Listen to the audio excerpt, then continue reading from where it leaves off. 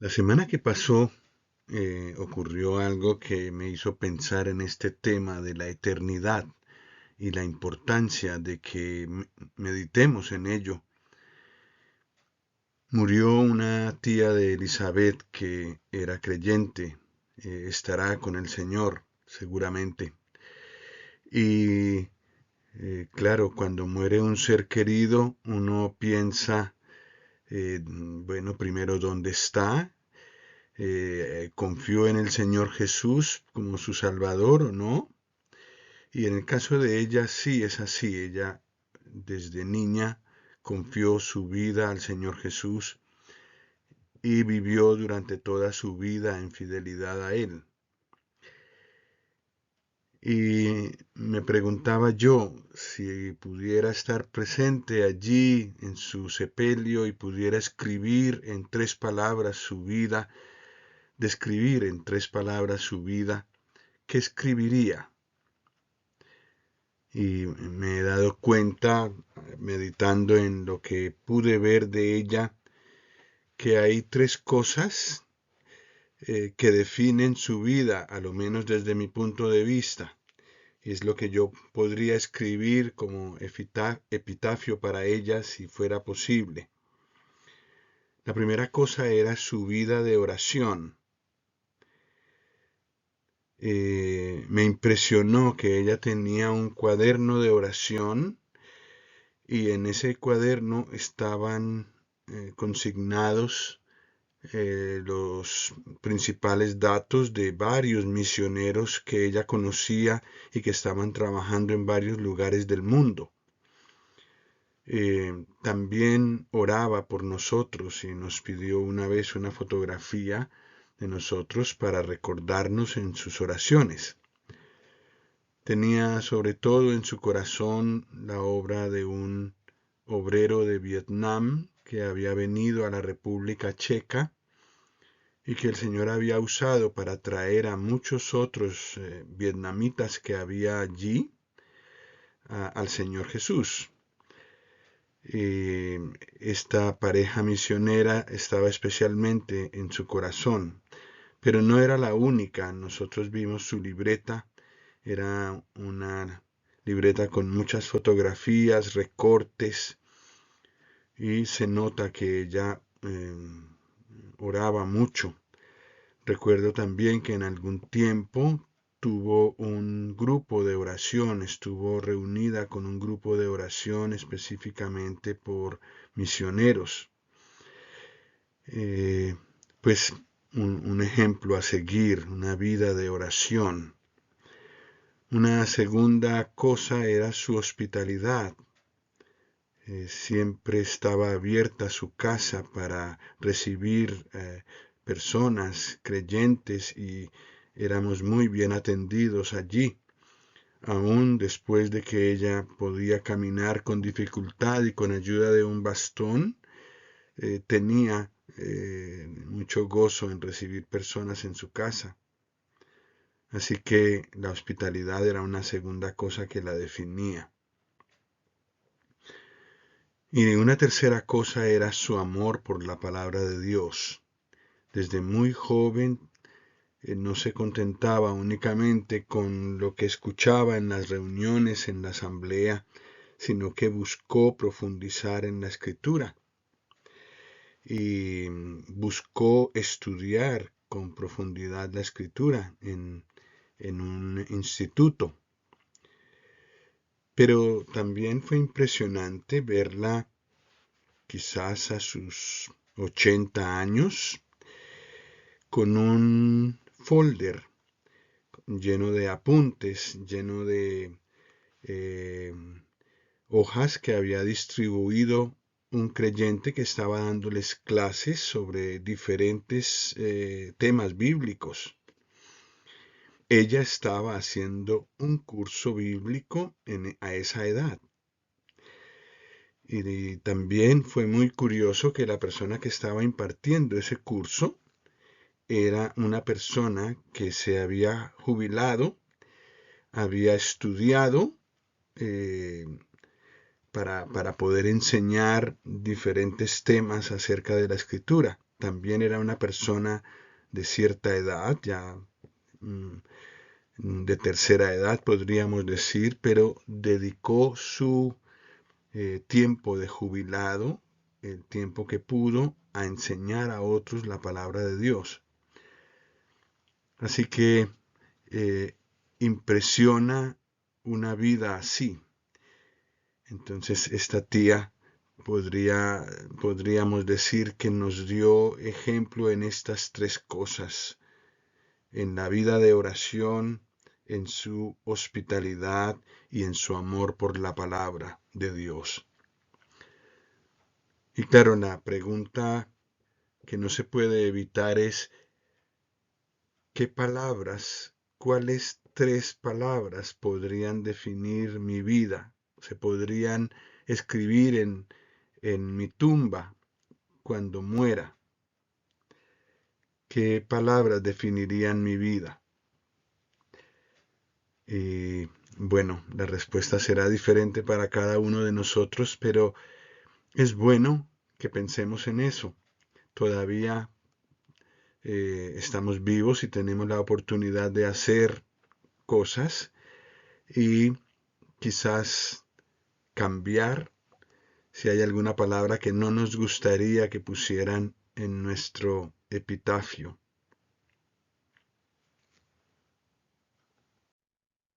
Sí, cuando muere una persona es como un nuevo toque de parte de Dios a todos nosotros. ¿Qué va a pasar en ese momento? Y si yo muero a determinada hora, ¿qué pasará 5 minutos después? ¿Dónde estaré? Es necesario hacernos esa pregunta porque la muerte es muy real, como la vida. Y la eternidad también es muy real. Entonces, tenemos que pensar en esto de vez en cuando. Y la manera como Dios nos llama la atención hacia este hecho es cuando van muriendo las personas.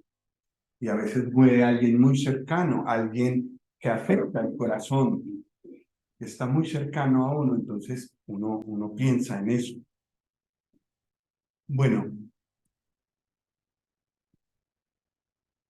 sí, hemos hablado de la muerte de la tía de Elizabeth y su legado, lo que nos dejó a los que la conocimos, sus hijos, sus nietos y los demás familiares.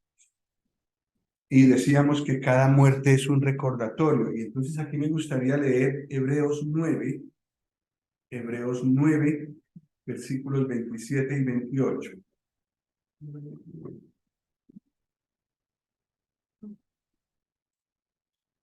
Hay unas Biblias aquí, si alguien necesita Biblia.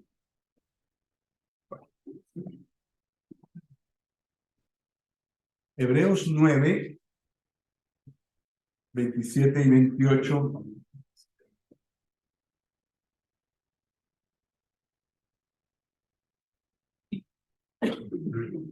Dice, y de la manera que está establecido para los hombres que mueran una sola vez y después de esto el juicio, así también Cristo fue ofrecido una sola vez para llevar los pecados de muchos y aparecerá por segunda vez sin relación con el pecado para salvar a los que le esperan.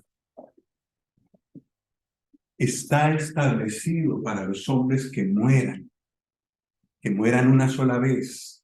La reencarnación no es posible.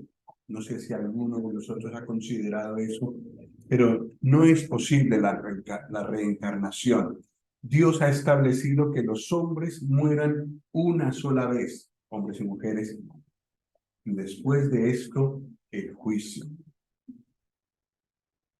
Pero de la misma manera que fue establecido para los hombres que mueran una sola vez, así Cristo fue ofrecido una sola vez para llevar los pecados de muchos.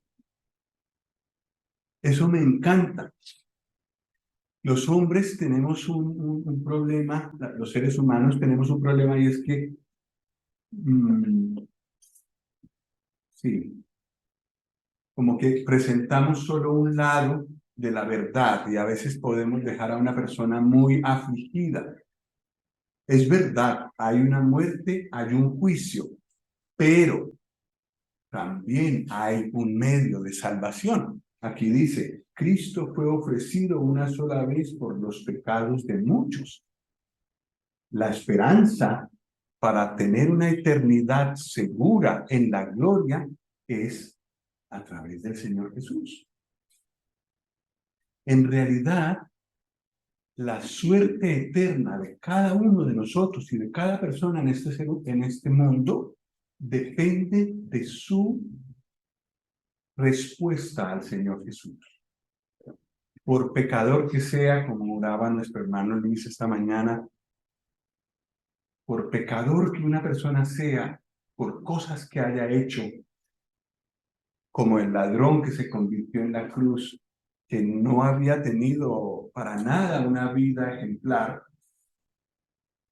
¿qué hizo ese ladrón con Cristo? Lo recibió, creyó que era puro, que él no tenía por qué estar en la cruz. Creyó que estaba muriendo por otras personas. No era por sus propios pecados. Y también creyó que él reinaría. Entonces le dijo eso: Señor, acuérdate de mí cuando vengas en tu reino. Y la respuesta fue inmediata del Señor. Y la respuesta del Señor a cualquier pecador que se convierte, que le busca, que le entrega la vida a Él, es inmediata. Él le da la salvación inmediatamente. Y si la persona muriera, también el Señor le diría lo mismo: hoy estarás conmigo en el paraíso. La tía de Elizabeth, al morir, fue recibida allá por el Señor en el paraíso. Pero eso mismo se puede decir de todos los creyentes. Mueren y van a estar con el Señor. Y el apóstol Pablo incluso dijo: tengo deseo de partir y estar con Cristo, lo cual es muchísimo mejor. La muerte ya no es un espanto para el creyente. Sí, está establecido para los hombres que mueran una sola vez y después de esto el juicio, pero también es verdad que Cristo fue ofrecido una sola vez para llevar los pecados de muchos. Él llevó los pecados de todos los que estamos aquí en la cruz. Y por eso, cuando cualquiera de nosotros va a Él y le dice: Señor, yo he pecado mucho, pero reconozco que tú llevaste mis pecados en la cruz. Reconozco que con tu sangre puedes limpiarme de todo pecado y dejarme perfectamente limpio a los ojos de Dios. Si una persona le dice eso al Señor Jesús de corazón, el Señor responde dándole la salvación y el perdón a esa persona. Para eso vino. Cristo fue ofrecido una sola vez para llevar los pecados de muchos, también los suyos y los míos, por muchos que hayan sido, por graves que hayan sido, por imperdonables que hayan sido para personas en este mundo. Para Dios es posible tener el perdón de sus pecados a través de la sangre del Señor Jesús. Pienso que cada muerte es un recordatorio de estas dos cosas también. Lo que acabo de leer es verdad. Sí. Si alguien duda, puede visitar cualquiera de los sanatorios. Lo que la Biblia dice, así está ocurriendo.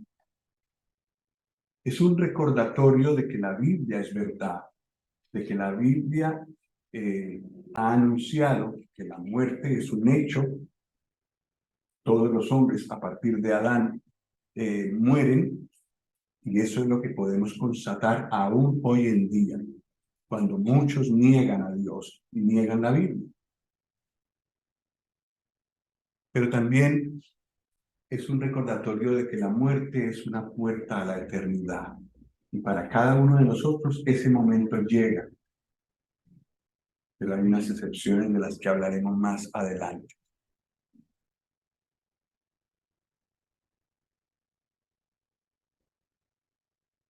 No sé si ustedes habían visto esta figura. La figura de un señor, bueno, es un poco difícil su nombre. Él vivió en Sydney, en Australia. Él era de los bajos fondos de la ciudad de Sydney, alcohólico, criminal, y estuvo en la cárcel desde joven. No siempre entraba, salía, de aquellos que se acostumbran a ir a la cárcel y ya saben cómo librarse, salen. Pero este hombre, tan mal como estaba, en cierto momento escuchó a un predicador decir: ¿dónde pasarás la eternidad?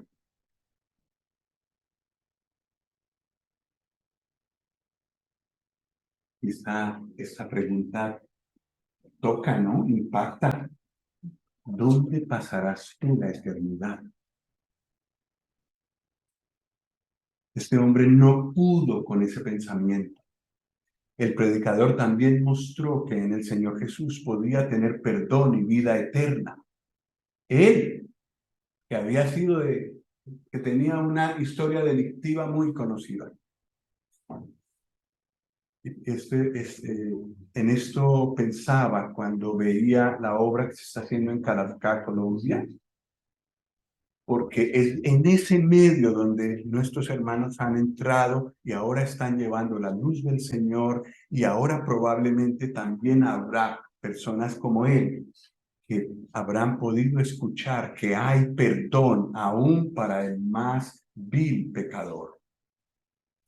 Pues este hombre fue tan impactado por esa pregunta: ¿dónde pasarás la eternidad? Fue impactado por lo que el Señor Jesús hizo por él en la cruz, que lo recibió y le entregó su vida. Y se propuso a sí mismo escribir donde pudiera con una tiza. Esto ocurrió hace unos 70 años. Entonces, todo lo que había era una tiza. Escribir eternidad por todas partes donde podía, en las plazas, en los puentes, eternidad, eternidad. El propósito de él era que la gente pensara en su eternidad. Pero claro, era una sola palabra, era fácil. A él trataron de prohibirle que lo hicieran, pero él, como había tenido experiencia en escabullirse de la justicia, pues lo hizo a escondidas durante mucho tiempo. Finalmente lo descubrieron, pero ya para entonces era muy famoso él, porque escribió más o menos 500,000 veces, en 500,000 lugares, la palabra eternidad. De tal manera que ahora, si alguno de ustedes visita la ciudad de Sydney, encontrarán que uno de los atractivos turísticos es Mr. Eternity, el Señor Eternidad. Y en la plaza, en una de las plazas de allí, se encuentra esta inscripción, que es sí, como escrito, lo que él escribía en el suelo, así tal cual, y ya quedó impreso.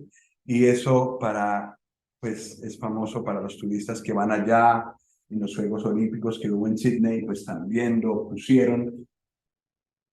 Sí, se volvió algo típico. Y yo espero que el Señor haya tocado muchas vidas con esta palabra, eternidad. Y para aprovechar un poco lo que había en el corazón de este hombre, preguntémonos, o mejor dicho, dejémonos alcanzar por esta pregunta: ¿dónde pasarás la eternidad? Y si su respuesta es en la gloria con el Señor Jesús, porque Él me perdonó mis pecados, aleluya. Pero si no es así, le ruego que lo piense y que busque al Señor. Él puede darle una eternidad de gloria con Él allá en el cielo. Pero hay que pedírselo. Hay que arrepentirse de los pecados, hay que entregarle la vida, pero los que lo hemos hecho, hemos recibido esa paz que da saber que todos esos pecados han sido perdonados y olvidados delante de Dios. Olvidados. Dios puede olvidar lo que quiere. Y una cosa que olvida son los pecados de los que han confiado en su Hijo. Nunca más me acordaré de sus pecados y transgresiones. Y esto da una paz. Y esa paz puede ser suya si todavía no la tiene. Pensemos en la eternidad. Aquí hay otra frase que también me impactó mucho. Yo creo que la dijo un creyente, pero viene al caso.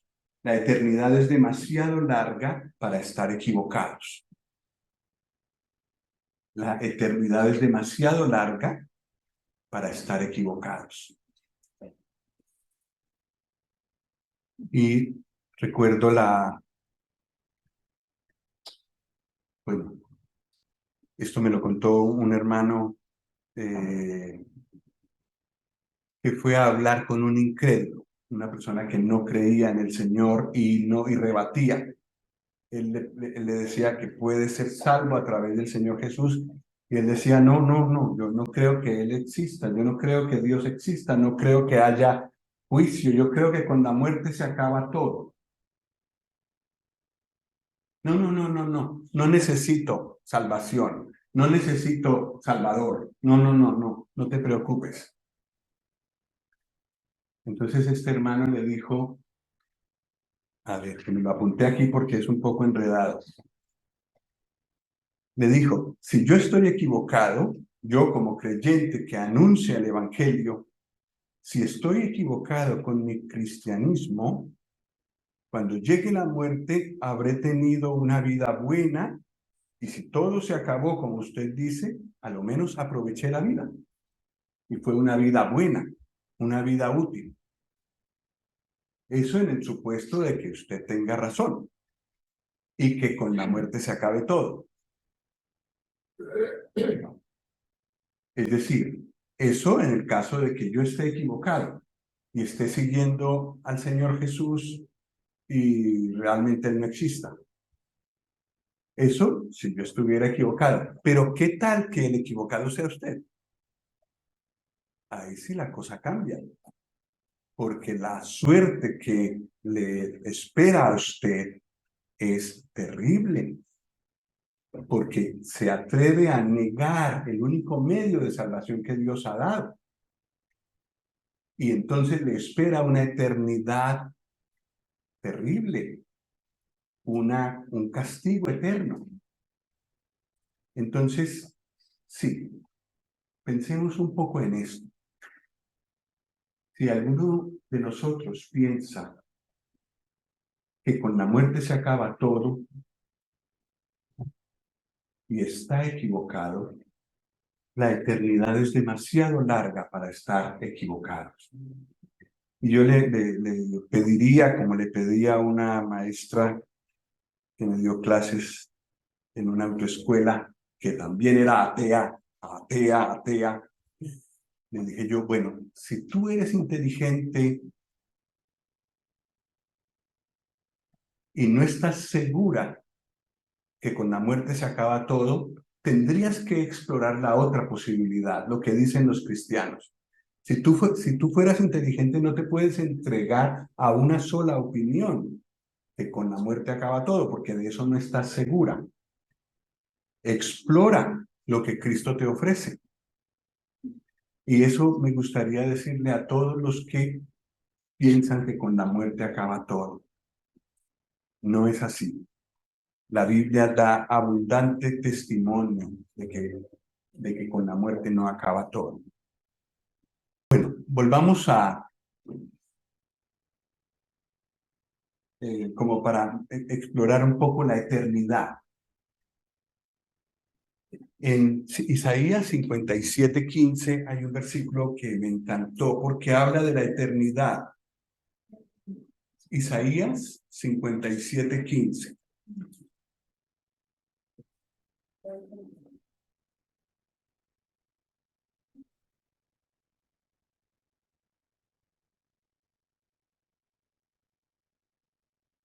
Isaías 57:15.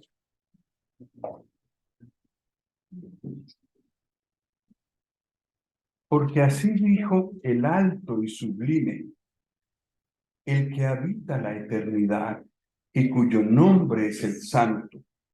Yo habito en la altura y la santidad y con el quebrantado y humilde de espíritu, para hacer vivir el espíritu de los humildes y para vivificar el corazón de los quebrantados. El alto y sublime son dos nombres de Dios. ¿Dónde habita? En la eternidad. A Él va a encontrar el creyente. Él habita en la eternidad. Pero aunque Él habita en la eternidad, también habita con el quebrantado y humilde de espíritu, para hacerles vivir y para vivificar el corazón de los quebrantados.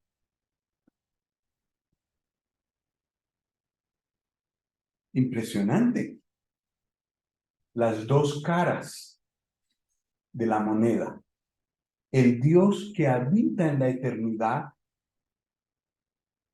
el Dios Trino, Padre, Hijo y Espíritu Santo, habita en la eternidad, pero también a través del Señor Jesús vino a esta tierra para sanar corazones quebrantados, corazones humildes, pero sobre todo corazones quebrantados. Y efectivamente, una cosa que recibe un creyente cuando viene al Señor Jesús, una persona cuando viene al Señor Jesús, es la sanidad del corazón quebrantado. Muchos de corazón quebrantado, como el que escribía Eternidad, vinieron al Señor y el Señor les dio paz y sanó su corazón herido. Y eso lo sigue haciendo el Señor.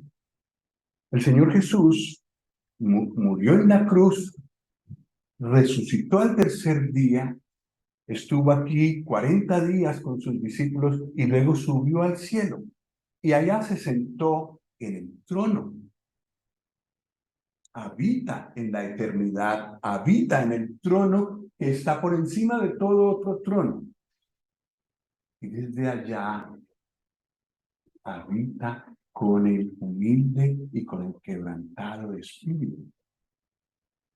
¿No es maravilloso? Y los que hemos estado quebrantados de espíritu, hemos visto, hemos sentido su presencia sanadora, su presencia de paz. ¿Sí o no? Muchas veces. No solo cuando vinimos a Él quebrantados por nuestros pecados, sino cada día y en muchas situaciones. De tal manera que recibimos muchas veces un consuelo que no entendemos de dónde viene. Pues es porque el que habita en la eternidad también está cerca del quebrantado del corazón. Bueno,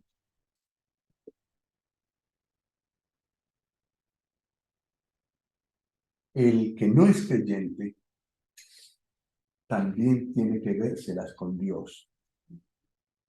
Quiera o no quiera, no le será preguntado si lo quiere hacer y si creyó en Él, pero tendrá que dar cuenta. Hay una historia muy conocida que está allí en Daniel 5. No la vamos a leer porque es un poco larga. O bueno, tal vez podemos leer algunos versículos en Daniel 5.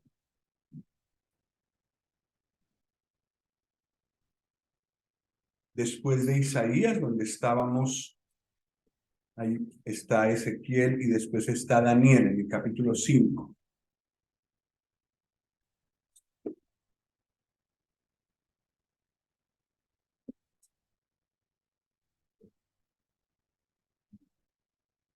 Hay un rey allí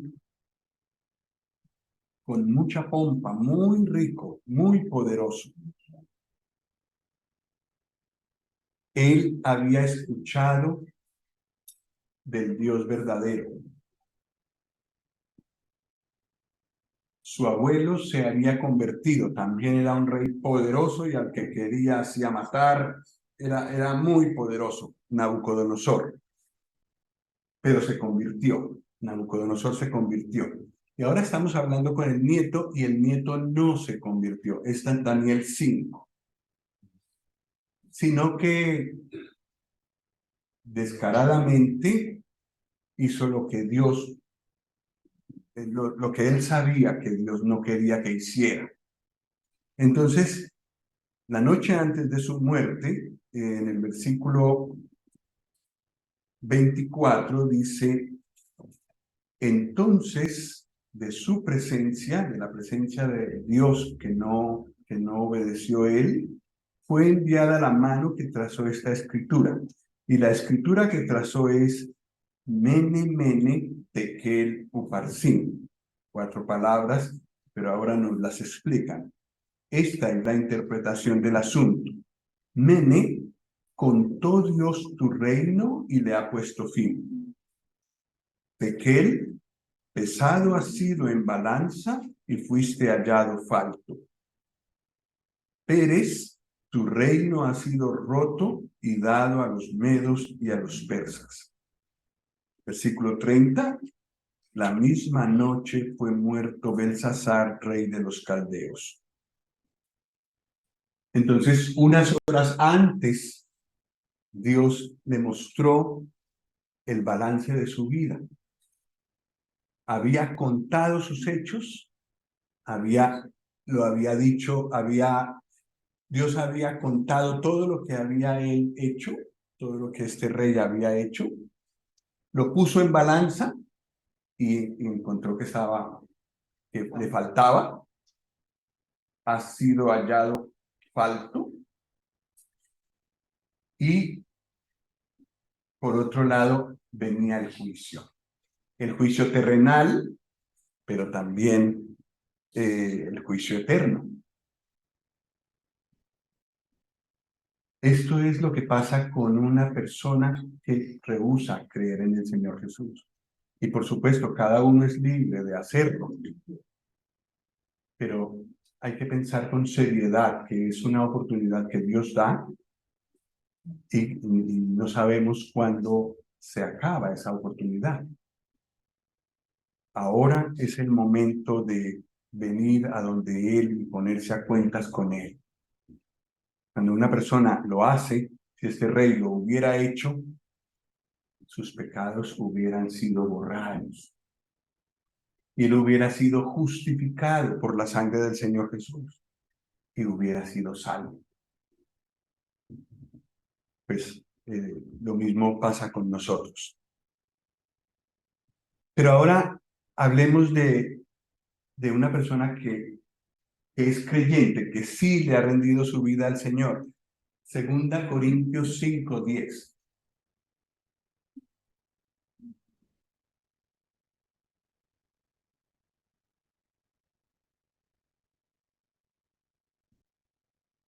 Segunda Corintios está en el Nuevo Testamento.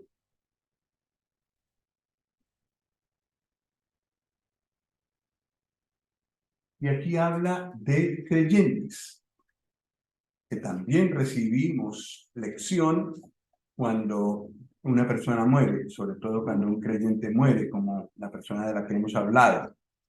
En 2 Corintios 5:10 dice, porque es necesario que todos nosotros comparezcamos ante el tribunal de Cristo para que cada uno reciba según lo que haya hecho mientras estaba en el cuerpo, sea bueno o sea malo.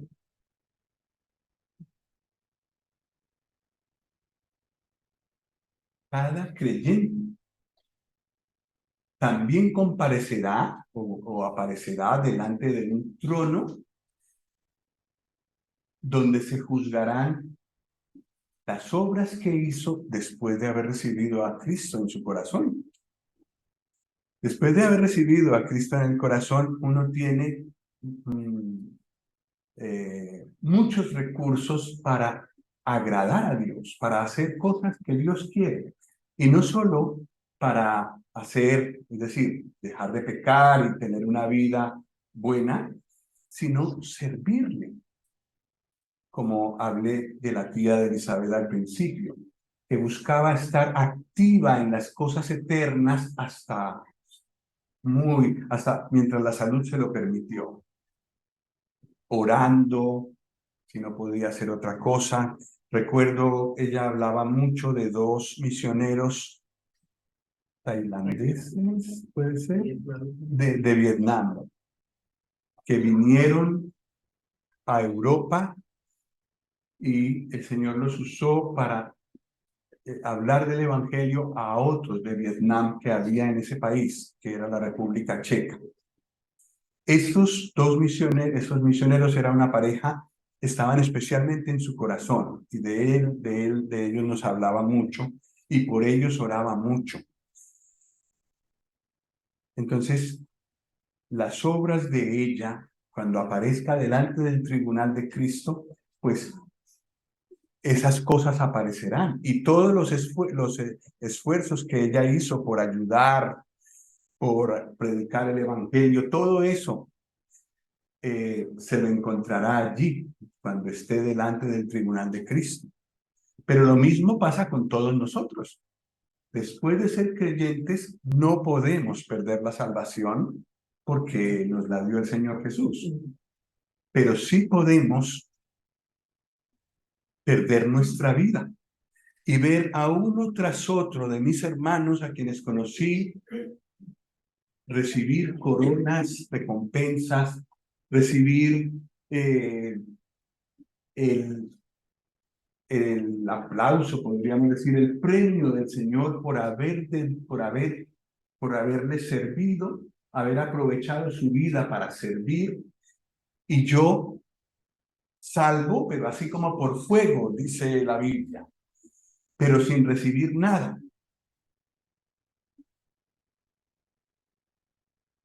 Y yo creo personalmente que cada creyente que recibe galardones, recompensas por lo que ha hecho, coronas, también la Biblia habla de coronas, al final las dejará a los pies del Señor Jesús.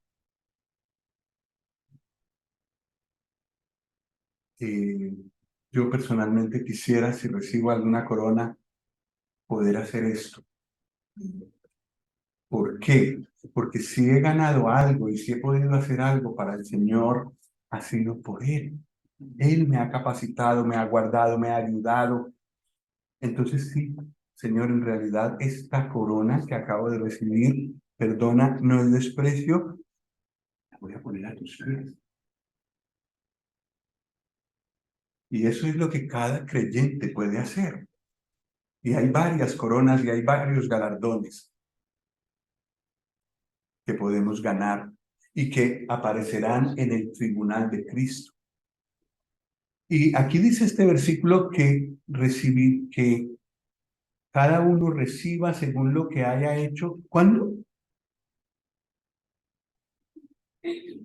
¿Perdón? Mientras estaba en el cuerpo. Quiere decir que cuando llegue la muerte o el Señor venga por nosotros, hasta ahí podemos hacer. Pues claro, nuestro cambio va a ser maravilloso porque vamos a estar en la gloria, salimos de este mundo de dolor, de angustias, de guerras, para estar con Él ahí en la paz, la gloria del cielo. Pero toda la oportunidad de tener una recompensa habrá pasado.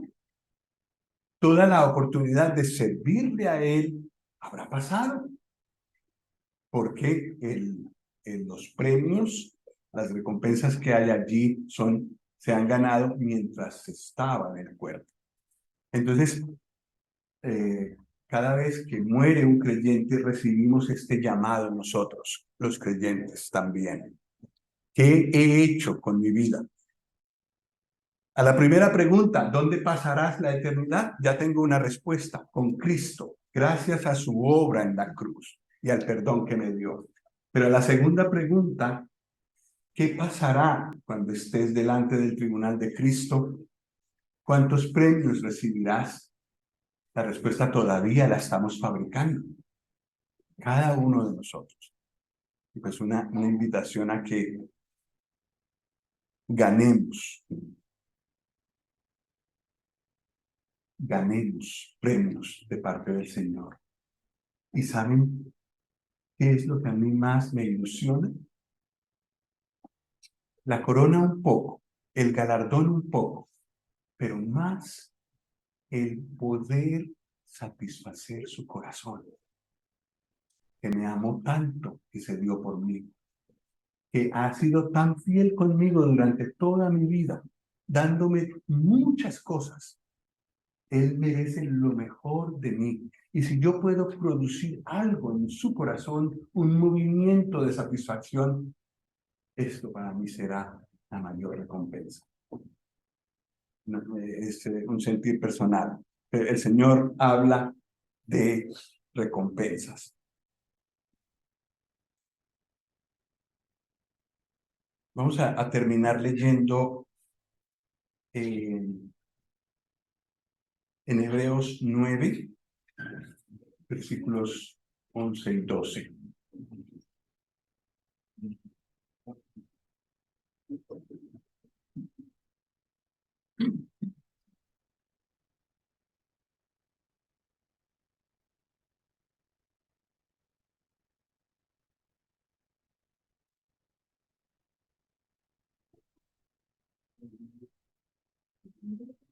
Dice en Hebreos 9, versículos 11 y 12, pero estando ya presente Cristo, sumo sacerdote de los bienes venideros, por el más amplio y más perfecto tabernáculo, no hecho de manos, es decir, no de esta creación, y no por sangre de machos cabríos ni de becerros, sino por su propia sangre, entró una vez para siempre en el lugar santísimo, habiendo obtenido, ¿qué? Eterna redención.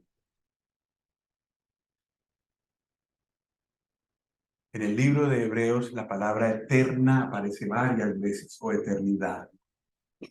Y una de las veces que aparece es hablando de la validez de la obra del Señor Jesús en la cruz.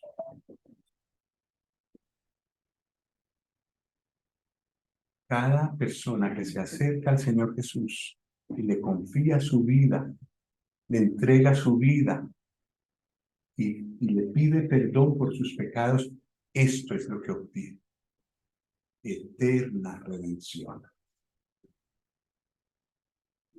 Pues espero que esta sea la dicha de todos nosotros. No sabemos si el Señor nos vuelve a dar otra oportunidad, otro llamado. Puede ser, pero puede ser que no. El Señor puede venir en cualquier momento.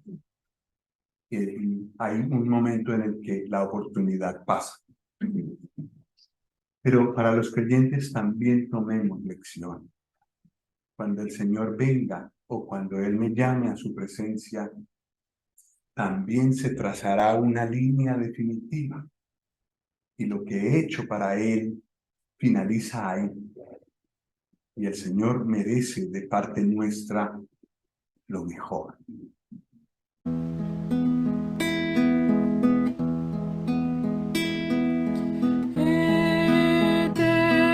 Eternidad, qué inmensa serás.